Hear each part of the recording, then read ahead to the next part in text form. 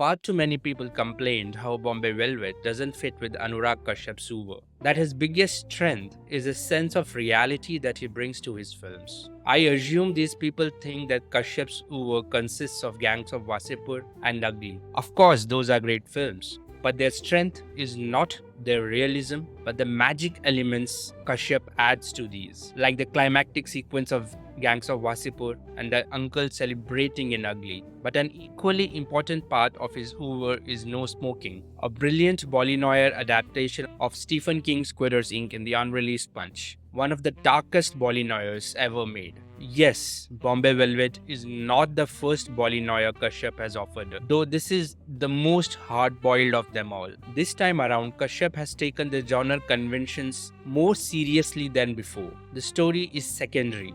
The stylized setting and the anti-hero's psychology is primary. Kashyap succeeds with help from his actors. They create characters you believe in. You care for Ranbir Kapoor's Johnny Balraj and Anushka Sharma's Rosie. Kashyap slowly pulls you into their world. Karan Johar's Kaizad Khambata is sketched with delicate care. He plays his love porn beautifully. His sexuality never overpowers the character.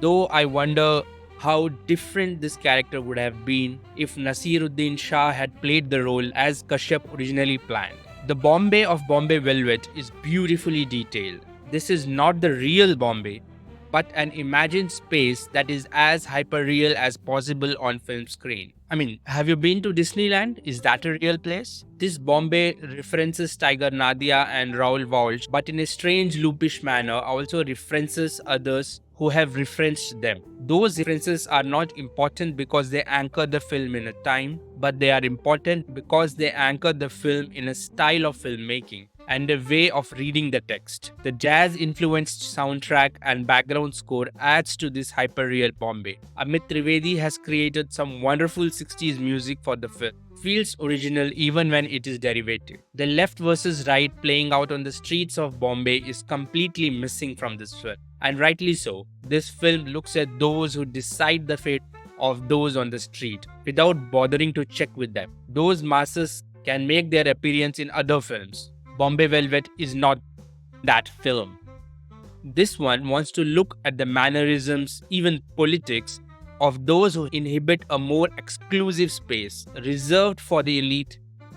Factory workers and sex workers are present somewhere outside this space, and both the lead enter this space as outsiders. But what interests us is how they try to find a place in this exclusive space, never satisfied with where the lead put them. As with any Anurag Kashyap film, Bombay Velvet is populated by some fantastic performances by the supporting cast. K.K. Menon has nothing to do but still leaves an impression. Satyadeep Mishra, Manish Chaudhary and Vivan Shah all deliver good performances. Vivan's Tony could have been fleshed out better, and the fact that it was stitched together because Vivan insisted on taking up the role comes through. Kashyap is one of the filmmakers who know what to do with the money. Both the exterior and interior architecture is period perfect. Sanjay Leela Bhansali would be proud of the production design here. Noir was entering a new age when Bombay Velvet came out, with films like Manorama 6 Feet Under, Ek Chalis Ki Last Local, Johnny Gadda, Being Cyrus,